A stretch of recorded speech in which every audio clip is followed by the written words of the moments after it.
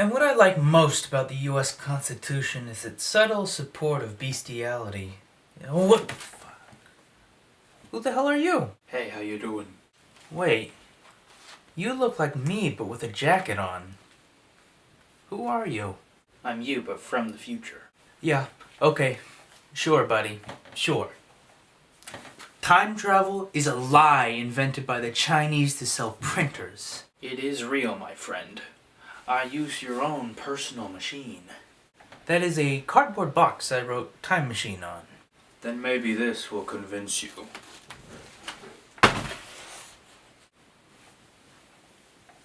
What's this?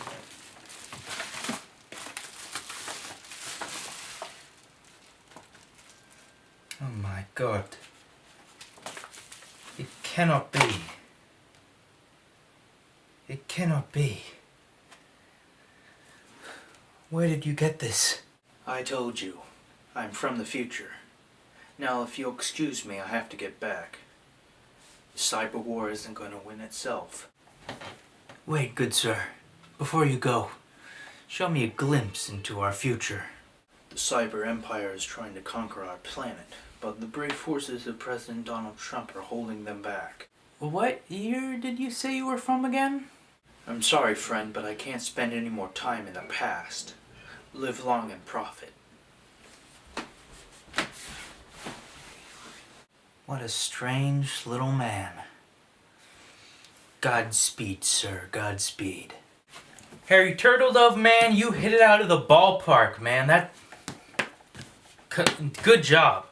I'm being serious here. Let's give it up. Come on. Woo!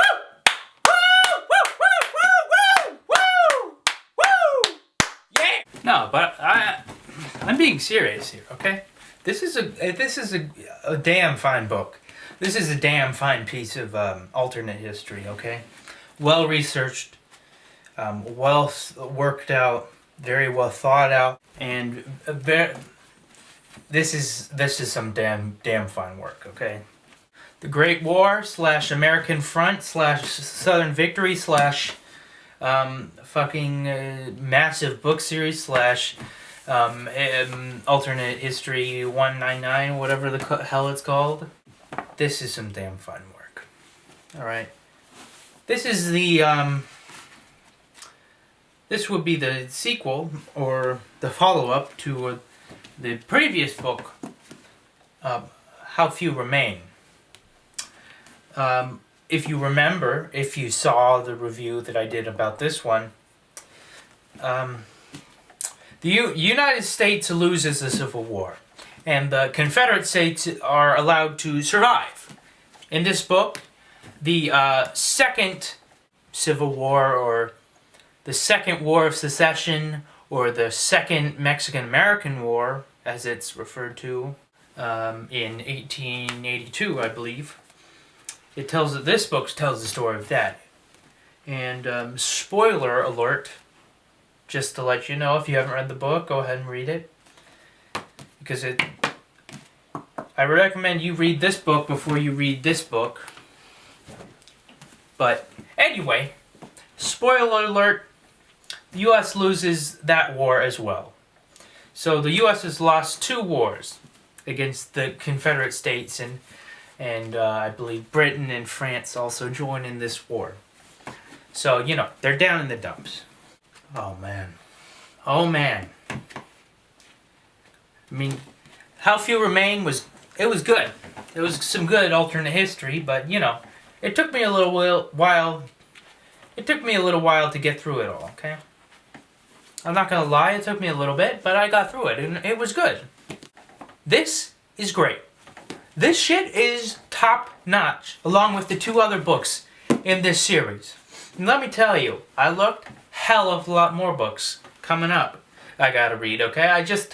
I'm almost finished with the 3rd book in this series, and then I'm on to the next books that continue from this one. So I'm got it down for reading. I'm good. What's that? It's a cat hair. Got cat hair on me. God damn. This is some damn fine writing, okay? You know, picking up. Alright. if you might deduce, if you use your sleuth skills, all right, Sherlock Holmes. The Great War.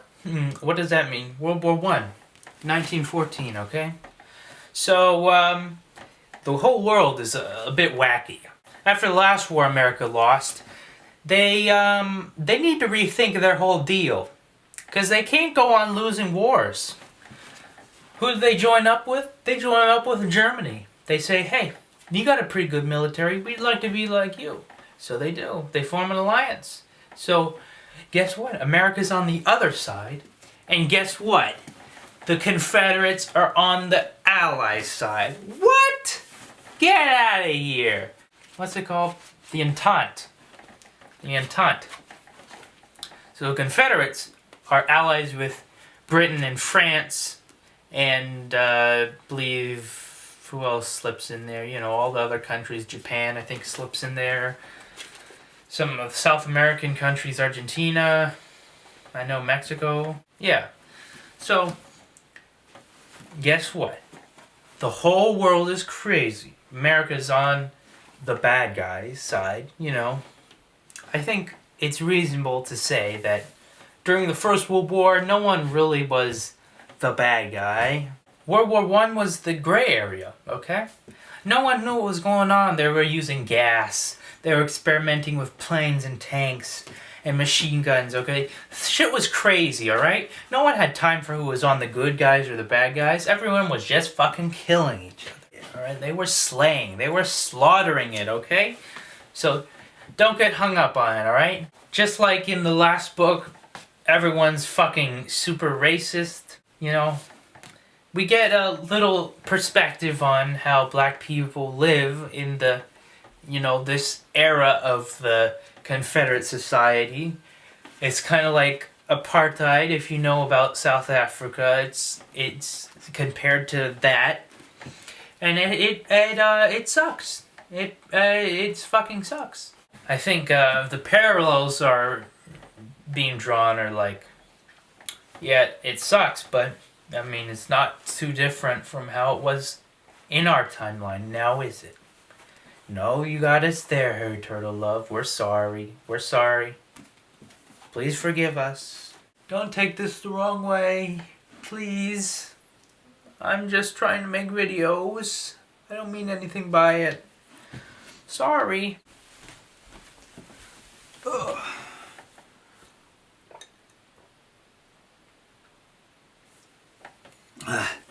Hydrate yourself.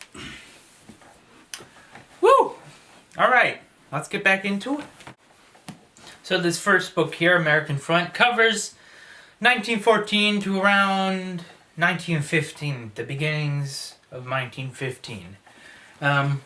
In our timeline, the early years of the First World War were a little bit more mobile. People were still trying to figure out what's going on, okay? And then as the war progressed, it became, you know, a stalemate. We dug trenches. We shot artillery, we did charges, we shot gas, and then we had got some planes in there, we got some tanks in there. So, you know, mobile war. At the end of this book, the beginnings of the stalemate are forming, okay? People are like, oh, we're not making the advances that we thought we would. This war is going to be over by Christmas. No, it's not. No, it's not, you dum-dums. And it's also nice to look at the American or the U.S. mindset within this book. Because if you don't know, you probably do though, America was not ever until around World War II, we were an isolationist nation, alright? We didn't play a large part in the world. We didn't have a large army. We only had a volunteer force, a very small volunteer force. We called upon when we needed it. I mean, we instituted drafts during the major wars that we fought, but other than that, you know, we were an isolationist nation. In this book, it's quite different. In this series, after the U.S. lost the war during How Few Remain in the last book, we start to look towards Germany, and they're a very militaristic society. They're very regulated, regimented society, very bureaucratic society. So we model our military after that. We have conscription. Men have to serve in the military a number of years, during their life. There's boards. It's a bureaucratic hellhole. What they describe, the coal board, the ration board, all these other things. Whoa, makes you love America, doesn't it? Wish you weren't living in this era. No, sir. That's why I don't like the idea of time travel, You go back in time, you step out on the street, you get a disease and your dick falls off. That's no fun. No, sir. As in a number of the other books that Harry Turtledove writes, we go chapter by chapter following every different characters. We have a long list of characters that we visit all throughout the series. So maybe in one chapter we'll visit maybe 4 of them or 3 of them. When we go through, each chapter is split up between a certain number of people to see the war progress through their eyes. Unlike in the last book, How Few Remain, that book used historical figures to tell the story. Real life figures like Lincoln or General Custer or Theodore Roosevelt. Or in this book, he sticks totally for a first person point of view with fictional characters from the South, the Confederate States, rich people, regular Joe, get the black perspective just to see that. And then up north we have, Yankees. You have a myriad of characters from their walk of life, how they experienced the war. We have people in New York. We have a socialist politician in New York. How she sees the war up there from her perspective. You have women on the home front working. You have men on the front lines. We get some perspective up in Canada. A large part of the story is the U.S. starts to invade and occupy Canada. So we get a guy from Quebec and a guy from regular Canada, regular Canadian, not a Frenchie. So we get all kinds of perspectives throughout the war, and it just adds very much to the richness of the story.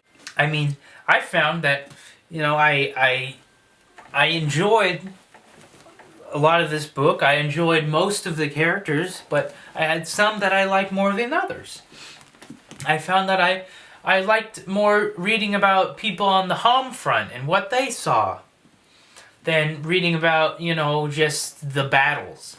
I read about battles. I read all the Star Wars books, all the other books I read are full of battles. I found I'm not so much interested in reading them as just getting the perspective, all right? So I found that I enjoy more of the on the home front characters, or the guys up in Canada. They're not doing any fighting, but their perspective is very interesting. I don't think this book could have worked any other way. I don't think it could have worked with only a main character.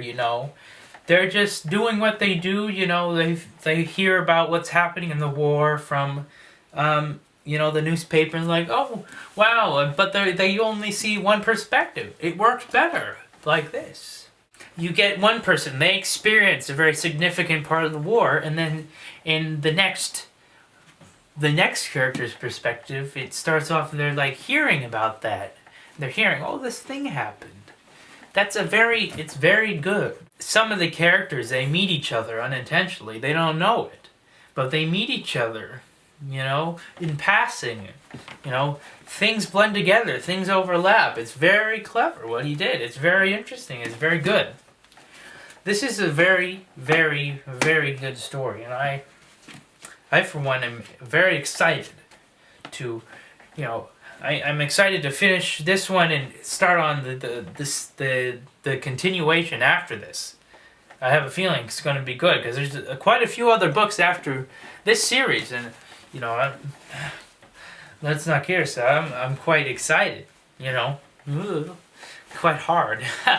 You know, sometimes things could be a little repetitive. I mean, sometimes a chapter goes by and you read about their character's perspective, and you know, it doesn't really seem nothing's really going on. I mean, it's not that, you know, the war is stalemating, so I'm not saying that it's not interesting, but I'm just saying, like, there wasn't a reason for one character to give their perspective, to see their perspective on something when, you know, it's something that already happened. I get this a lot with, there's a guy on a battleship that, you know, he's probably my least favorite character least favorite perspective in the book. Nothing much happens. I mean, he's just on a battleship. There's no real character progression. That's what I like about a lot of the characters. You know, the war takes such a toll that their mindsets change. I mean, some people in the South, some of the white guys, a lot of the word is they don't have any use for black people. That's what they say sometimes about, I don't have any use. Just, get them out of here. I don't really care. That's where they start off, and then at the end of the book, they have more sympathy. They change. Their mindsets changed. One of my favorite characters is down in the South, in the Confederate States, is a steel worker, and as the war progresses, a lot of his white co-workers are being conscripted into the army, and they're being replaced by black workers, and his perspective has changed. I like to see that progression. He begins to change. His mindset begins to change. He begins to tolerate and accept things that he wouldn't have before the war, and it's a very interesting change. But especially with some other characters, the guy on the battleship, it's just him. He's just sitting in his gun with his friends, and they're like, "Oh, let's fire our gun at the enemy," and they do it, and that's the end of it. Just repetitive. It goes on and on. Nothing really changes. Oh, their ship gets damaged, and they have to go to port and get it repaired, and they're on land now. Wow. So some of the characters like that. Most are not. I think only one that I really didn't like as much. There's a few that really didn't interest me as much. But overall, I mean, that's only a little bit. That's only little parts of the book. I mean, not whole chapters. Whole chapters go around a few different perspectives. Go around a few different perspectives. Would I recommend this book? Well, let me think. I think I'd say I'd have to be a tard not to. This is a damn fine book. And I don't want to spoil the rest of the series because I believe I'm going to continue on reviewing these books. But the books I've read past this one, the two others, damn fine books. They're damn fine. This is a damn fine series that we're writing. Harry Turtledove, you outdid yourself. I'm going to have to look into what you're working on now, but this is a damn fine series. This is some good writing, some good alternate history. I'm always a fan of good alternate history. I get off on that shit. So, whenever I find a good piece, I'm like, ooh, hold on to that tight. So yeah, I'd recommend this 150%. Ha. Anyway, yeah, I'm glad that guy gave this book to me, but it poses a real worrying question. If he could so easily come from the future to the past, who else could come through that portal? I think I know it must be done. It must be destroyed. Oh, God help us, we will all be killed.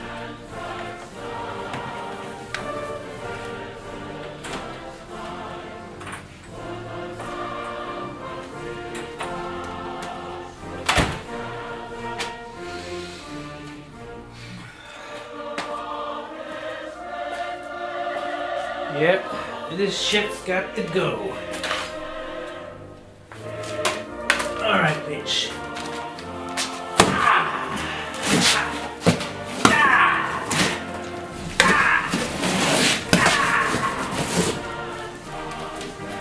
Hey!